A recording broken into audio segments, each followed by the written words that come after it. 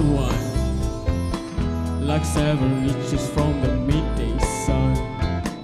Well, I hear whisper in the words like everyone, but you stay so cool. My mini guitar, my Spanish Harlem Mona Lisa. You are my reason for a reason. The step in my groove. And if you say this life ain't good enough, I will give my world to leave you up. I will change my life to better suit your mood. Because you're so smooth.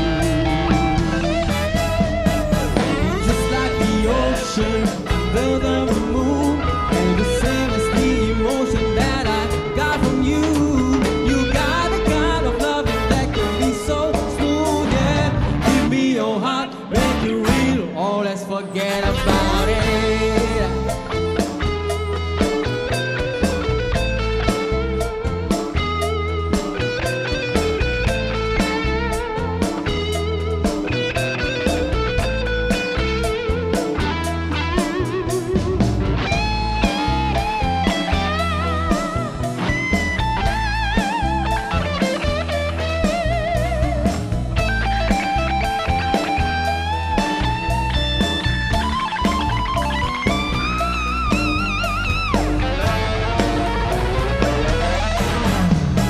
It's just like the ocean, under the moon, and the same as the emotion that I got from you. You got the kind of loving that can be so smooth, yeah. Give me your heart, make it real, or let's forget about it. Or let's forget about it. Or let's forget about it. Oh, let's forget about it. Give me your heart, make it real. Oh, let's forget about it.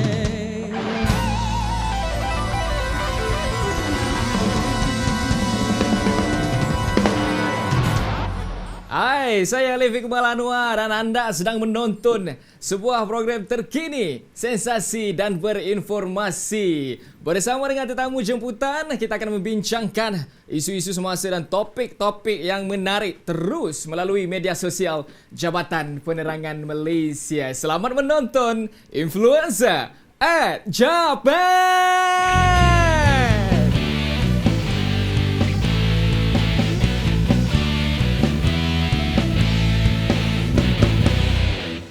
Ya, itu dia, terima kasih seperti biasa. Persembahan pembukaan yang cukup mantap daripada band Pentarama Putrajaya. Dan terima kasih juga music director kita, Syafirul Amri, untuk lagu Smooth nyanyian Lazarul sebentar tadi.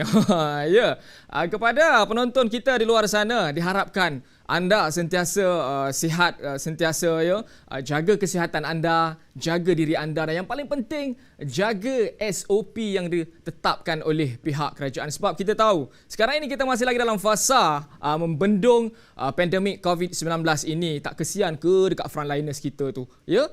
Jadi jom kita bantu frontliners kita untuk sama-sama kita bendung penularan wabak COVID-19. Di kesempatan ini, saya mewakili tim produksi ingin mengucapkan jutaan penghargaan kepada barisan frontliners kita yang siang malam berkhidmat demi menjaga keamanan dan keselamatan negara. Di jalan raya juga kita lihat masih ada lagi kawalan-kawalan ketat. Jadi kita sama-sama bantu frontliners kita agar pandemik COVID-19 ini terus dipelihara dengan jayanya. Baik, bercakap mengenai kawalan ketat, tahukah anda ada satu pasukan khas yang diberi amanah dan tanggungjawab untuk mengawal sempadan negara yang dikenali sebagai National Task Force atau ringkasnya NTF. Topik minggu ini kita akan membincangkan mengenai National Task Force, pemerkasaan rentas sempadan. Jadi untuk mengetahui dengan lebih lanjut mengenai topik ini, di studio sekarang ini saya bersama dengan yang berbahagia, Laksmana Pertama Rosli bin Abdul Ghani.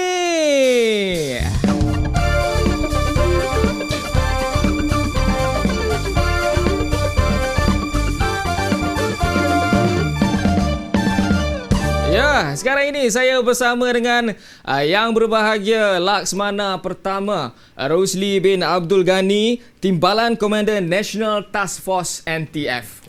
VC National Task Force Malaysia prihatin kedaulatan negara, tanggungjawab bersama. Apakah ruang lingkup penubuhan National Task Force?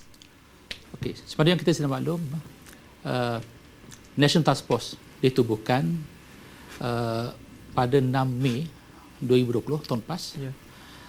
Ini adalah bertitik tolak daripada mandat yang disampaikan oleh Yang Amat Berhormat Perdana Menteri kita pada April 2020 untuk ditubuhkan satu organisasi untuk memperkukuhkan kawalan sepadan bagi membendung kemasukan pendatang asing tanpa izin dalam usaha kita untuk mengekang penularan wabak pandemik COVID-19.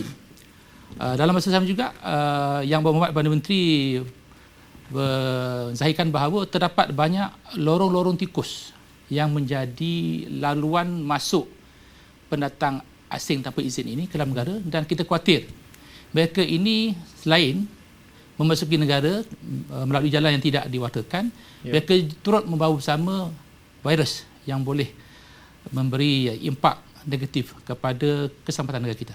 Ya. Jadi jika kita lihat daripada trend jangkitan COVID-19, kemasukan parti juga menjadi penyumbang kepada peningkatan kes jangkitan COVID-19. Jadi sepanjang sejak 6 Mei 2020 NTF ditubuhkan. Setakat hari ini cabaran NTF dalam membendung kemasukan parti ini?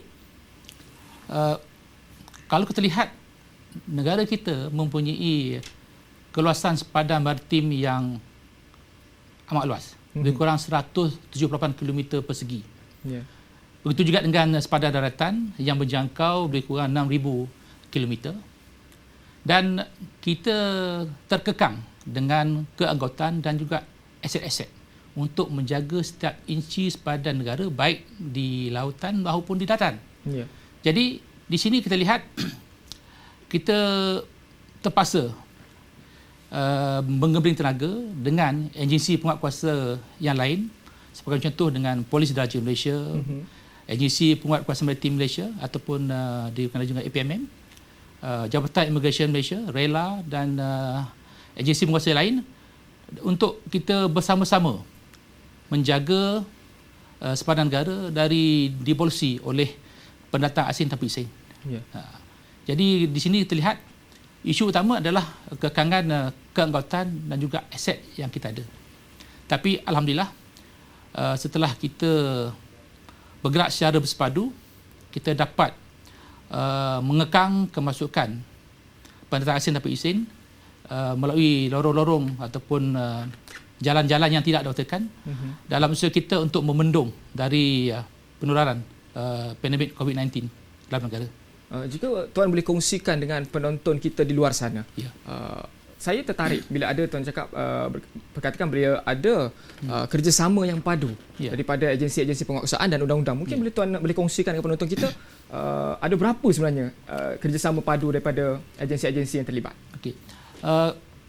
Kalau kita mengimbau kembali mandat yang disampaikan oleh Yang Berhormat Perdana Menteri, beliau telah mengarahkan Yang Berbahagia Parlimen Angkatan Tentera, yang dihormati Ketua Polis Negara, Ketua Pengarah APMM, Jabatan Immigration dan juga Ketua Pengarah daripada agensi penguasa lain untuk turut sama dalam memperkasakan kawalan sepadan negara. Jadi pada masa sekarang NTF dianggoti oleh 19 buah agensi, termasuk Kementerian Kesihatan Malaysia, yang mana setiap dari kita ini ada peranan masing-masing. Dan kalau kita lihat secara amnya, operasi Outbanting ni kita laksanakan secara layered defense ataupun pertahanan berlapis, yang mana kita menjaga perairan kita, daratan, dan kita juga memerlukan penguasaan udara untuk melihat pergerakan penduduk-penduduk yang baru masuk parti. Jadi kita lihat penglibatan 19 buah agensi termasuk KKM ini merupakan satu pendekatan yang holistik, kata whole of government punya approach untuk kita memastikan misi yang telah diberikan oleh kerajaan kepada kita, iaitu memperkukuhkan kawalan sempadan demi mengekang penularan wabak COVID-19 dapat kita laksanakan dengan baik dan berkesan. Sebenarnya Tuan, kita ada sediakan satu bingkisan khas untuk penonton kita di luar sana untuk lebih mengenali National Task Force. Jadi Tuan, jom sama-sama kita saksikan bingkisan ini. Kita menyekat sebarang kemasukan pendatang tanpa izin daripada negara jiran masuk ke paeran kita dan ke negara kita. Pertama sekali kegiatan bersindiket di mana kemasukan parti-parti ini dilakukan oleh sindiket tertentu, dan ada juga daripada aktiviti kemasukan parti ini dilakukan oleh bot nelayan tempatan kita sendiri. Jadi saya menyeru kepada seluruh masyarakat paeran yang menggunakan paeran Malaysia, terutamanya bot nelayan tempatan ini, untuk bekerjasama dengan penguatkuasa kita dalam kita bersama-sama mengekang kemasukan pendatang tanpa izin dengan memberi maklumat kepada penguatkuasa supaya kita lebih bertindak bagi mengekang aktiviti penyalahan ini.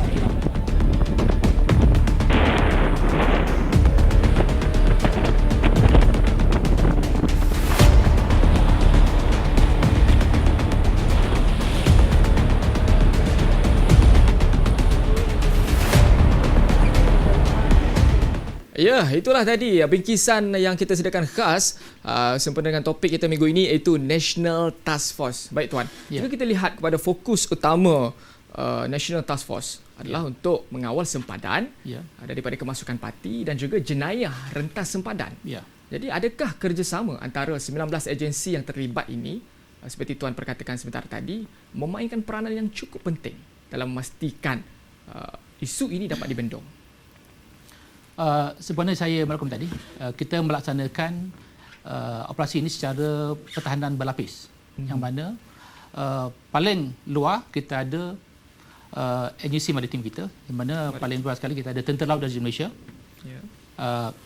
Seterusnya kita ada agensi penguat semasa maritim dan juga pasukan polis merit. Dan bila sampai di daratan, kita ada Tentera Darat Malaysia, kita ada pasukan KKM daripada PDRM, kita ada agensi keselamatan sempadan di sempadan negara. Begitu juga kita turut menggunakan anggota agensi pertahanan awam Malaysia dan juga Rela. Jadi kita lihat di sini, bila kita bergerak secara bersepadu, jadi ianya memudahkan untuk kita mengisi kekosongan ataupun kelompongan yang mana tak dapat dipenuhi oleh agensi-agensi yang lain. Kalau Tuan berkata, ya, kita seperti tahu di negara kita ni ada banyak sebenarnya sempadan-sempadan. Jadi saya tertarik dengan bingkisan itu tadi berkenaan dengan rakyat. Adakah rakyat diberi peluang untuk menyampaikan info kepada agensi-agensi penguasaan berkenaan dengan kemasukan parti ini? Kita mempunyai saluran tertentu, yang mana di NTFT kita ada saluran hotline yang mana boleh dilaporkan di talian 011 6251 1223. Saya ulangi, 011 6251 1223. Yang mana setiap rakyat, masyarakat daripada setiap lapisan boleh menghubungi kepada NTF, memaklumkan sebarang aktiviti yang tidak sihat. Contoh, ada kemasukan parti ke, ataupun berlaku kes-kes jenayah rentas sempadan, untuk kita mengambil tindakan. So far kita telah berjaya membuat beberapa penahanan hasil daripada makluman yang disampaikan oleh masyarakat di negara kita. Saya ingin bertanya juga kepada Tuan berkenaan dengan jumlah sempadan yang ada di negara kita. Tuan berkatakan kepada saya sebentar tadi berkenaan dengan kita, Tuan, National Task Force ini tidak mempunyai kelengkapan anggota ataupun kelengkapan lainlah untuk meneruskan National Task Force ini untuk masa-masa yang akan mendatang. Bagaimana Tuan? Maksud saya, kita mempunyai kekangan Kekangan. Kita ada kekuatan dan juga aset-aset, tetapi kita terkekang kerana disebabkan oleh keluasan sepadan maritim dan juga daratan kita yang luas dan panjang. Jadi kita tak dapat menempatkan setiap anggota pada setiap inci sepadan negara kita. Tersebut, ya. Jadi apa yang kita laksanakan sekarang, we go high tech. Ya. Kita menggunakan sensor, kita menggunakan drone untuk membelah cara bagi kita mengawal sepadan. Sebab kita faham sebagai manusia kita ni subject to keletihan. Ya. Jadi kadang-kadang kita tak boleh nak jadi robot, bekerja 24 jam sehari. Betul. Ya, jadi kita perlu masa rehat. Jadi bila ada masa-masa yang terluang itu, kita akan menggunakan drone untuk diterbangkan bagi memantau sepadan kita, dan bila kita dapat mengesan berlakunya aktiviti-aktiviti yang mencurigakan, jadi kita akan deploy kita punya anggota. Baik, perbincangan kita semakin menarik sebenarnya. Jadi kepada penonton kita di luar sana, tuan, kita akan berhenti rehat buat seketika. Jom sama-sama kita saksikan persembahan Pentarama Putrajaya dengan lagu Rampas.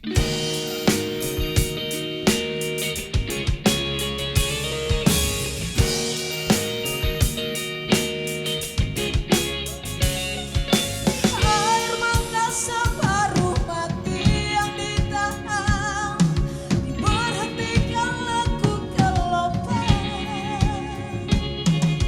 Dingin tubuh terkulai diam tak bernadi, tangan bersaksi kita bergenggamkan. Putus segala, hijab kau dan aku, sampai nanti kita bertemu. Rampas semua padaku berdua,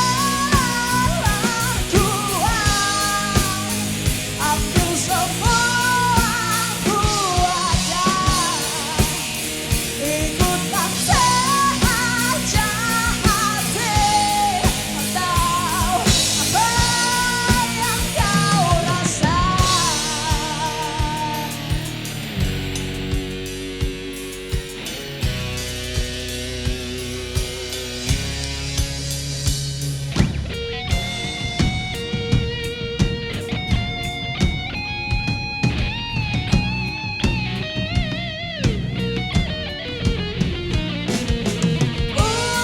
Putus segala, hijab kau dan aku, sampai nanti kita bertemu. Rampas semua padaku berdua, ambil semua kuasa, ikutan saja hati, atau apa yang kau rasa. Padaku berdua, ambil semua kuasa, ikutan saja hati, atau apa yang kau rasa.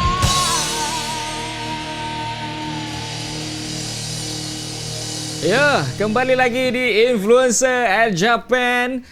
Kepada yang baru saja menonton kami sekarang ini, kita tengah membincangkan topik yang cukup menarik, iaitu National Task Force Pemerkasaan Rentas Negara. Baik tuan, Ya. saya cukup tertarik dengan Ops Benteng sebentar tadi. Ya. Menurut perspektif tuan sendiri, pada kacamata tuan sendiri, Ops Benteng berjaya atau tidak? Okey. Alhamdulillah, setelah kita beroperasi lebih pada 9 bulan daripada Mei tahun lepas, Ya. kita telah berjaya mencatatkan banyak kejayaan. Ya. Secara keseluruhan kita telah merekodkan sejumlah 6,280 kes. 6,280 kes kes. yang mana melibatkan seramai 11,646 parti yang ditahan. Begitu juga dengan tekong seramai 883. Ya. Kita juga membuat tangkapan lain sebab sebenarnya yang saya beritahu tadi, selain daripada sindiket ini membawa masuk parti, mereka juga membawa masuk dadah, senjata api. Suka saya maklumkan pagi semalam, Tentera Darat Malaysia di sepadan Malaysia Thailand di Rantau Panjang Kelantan telah berjaya merampas dan juga menggagalkan usaha menyeludup 402 kg jadah jenis sabu yang bernilai ringgit Malaysia 16 juta. Wow.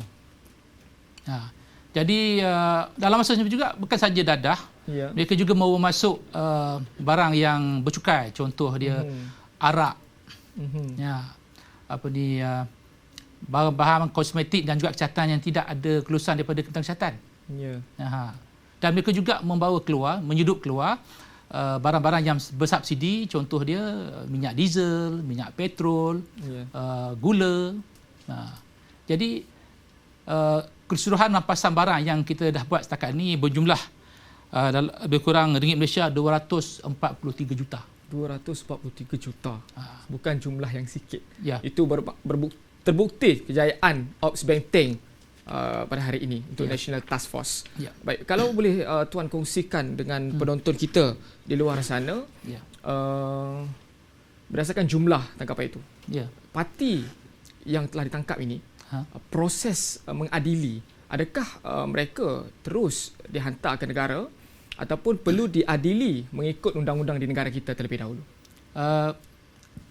Parti-parti ini bila kita ditangkap, kita akan melalui proses yang telah ditetapkan, yang mana mereka ni akan diserahkan kepada Jabatan Imigresen Malaysia. Jadi tindakan lanjutnya, proses pendakwaan dan sebagainya akan dilaksanakan oleh Jabatan Imigresen Malaysia. Sehingga kini kita berjaya menghantar quite a number of parti ke negara asal masing-masing. Terutama sekali dari negara-negara yang menjadi jiran tetangga kita lah. Jadi mereka ni kita perlu hantar sebab kalau kita tak hantar akan menjadi isu lambakan tahanan di depoh immigration kita. Jadi kita tak nak itu berlaku. Dalam sebab juga lagi lama kita tahan mereka, lagi banyak kos yang perlu kita keluarkan untuk memberi mereka makan, minum, tempat tinggal dan sebagainya. Kalau Tuan kongsikan dengan penonton kos untuk seorang parti kalau kita tahan mereka di depoh. Daripada pemaluan yang disampaikan, satu hari lebih kurang ringgit Malaysia 30. RM30 untuk seorang. Sekarang ni lambakan di depoh tahanan dan depoh tahanan katanya penuh, Tuan. Ya. Tapi hari ini telah kita dengan kerjasama daripada kedutaan negara-negara tetangga, kita dapat mengurangkan secara berperingkat. Sebab kalau kita lihat mereka pun tak nak menerima rakyat mereka secara total, sebab dia kata kena go through saringan COVID-19 dulu. Maksudnya kalau mereka disahkan negatif baru mereka akan terima dan sebagainya. Jadi itu juga memberi beban kepada negara kita untuk menentukan mereka ni bebas COVID-19. Betul.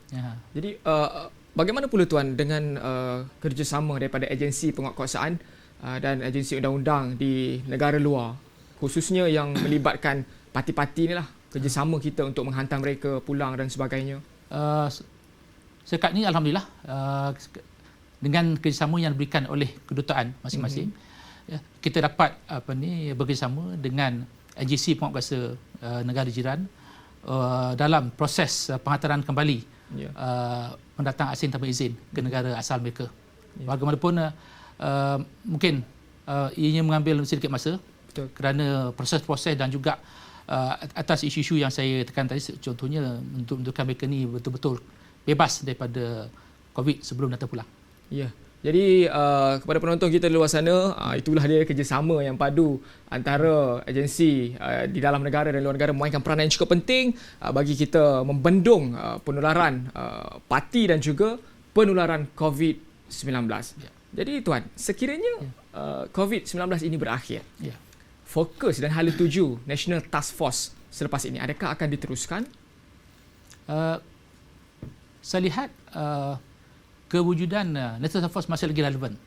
Sebab kalau kita lihat walaupun COVID dah berakhir, tapi kes-kes pencerobohan parti masih akan berlaku. Ya. Dan dalam masa sama juga, sebenarnya yang saya maklumkan tadi, selain daripada parti, mereka juga membawa masuk dadah, senjata api, barang-barang bercukai. Begitu juga menyudup keluar barang-barang yang bersubsidi. Jadi kita memerlukan National Task Force untuk menggerakkan pasukan bersepadu untuk menentukan setiap inci sepadan negara kita sentiasa dapat dikawal daripada jenayah rentas sepadan, bukan hanya parti.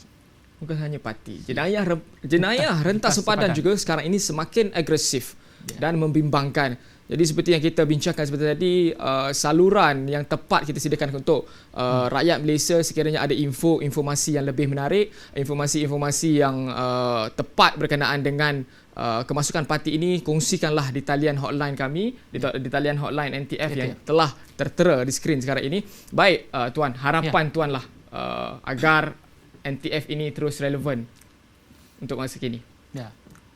Harapan saya, tugas untuk menjaga keselamatan negara bukan hanya digalas oleh pasukan keselamatan ataupun NTF sendiri, tapi ini patutnya digalas bersama oleh rakyat.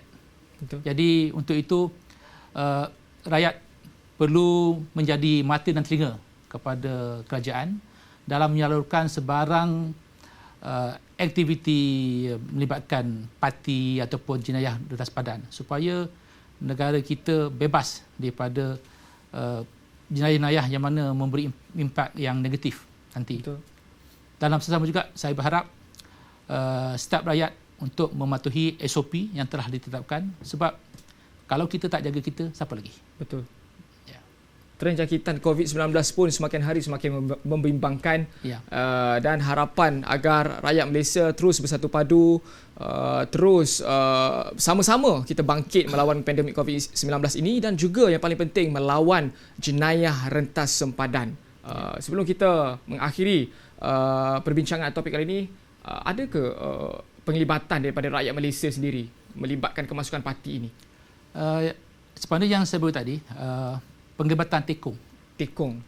Daripada 800 lebih tekong yang saya beritahu tadi, lebih kurang dalam 7% adalah daripada rakyat kita sendiri. Jadi mereka ni menggadai keselamatan negara demi keuntungan diri mereka sendiri. Jadi saya berharap rakyat Malaysia menjadi mata dan telinga kepada kerajaan dan juga kepada agensi penguasa dengan melaporkan sebarang aktiviti penyeludupan parti maupun melibatkan jenayah sepadan kepada pihak yang berkuasa untuk diambil tindakan. Baik. Sebagai rakyat Malaysia, saya sebenarnya cukup berbangga dengan National Task Force yang memainkan peranan yang cukup penting dalam membendung kemasukan parti dan jenayah rentas sepadan. Jadi sebagai rakyat Malaysia, janganlah kita terlibat dengan jenayah-jenayah rentas sepadan seperti mencari tekong dan sebagainya. Kita harusnya berganding bahu, Tuan ya. Kita harusnya bersatu hati menjaga keselamatan dan keamanan negara. Sedar tak sedar kita dah hampir ke penghujung rancangan kita. Saya mewakili tim produksi mengucapkan jutaan terima kasih kepada Tuan kerana sudi bersama kami pada hari ini berkongsi berkenaan dengan National Task Force Pemerkasaan Rentas Sempadan. Kepada penonton-penonton kita di luar sana, terus jaga kesihatan diri anda, patuhi SOP yang ditetapkan oleh kerajaan. Yang paling penting, layari media sosial kami di Facebook, Instagram dan Twitter, dan jangan lupa subscribe YouTube Japan TV untuk informasi-informasi yang lebih menarik. Sebelum mengakhiri episod kali ini, jom sama-sama kita saksikan persembahan dari Pentarama Putrajaya dengan lagu Revolusi.